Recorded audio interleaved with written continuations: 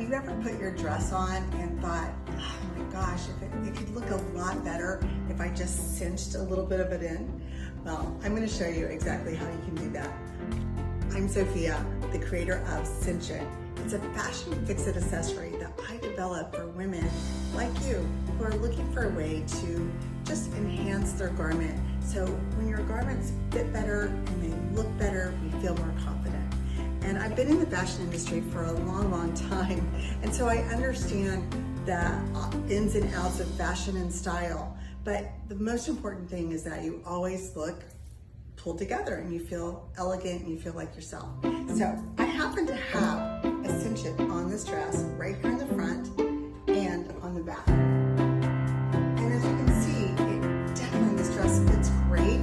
It looks stylish, and I'm going to show you how to do it. I took a big cinchit and see how it opens up.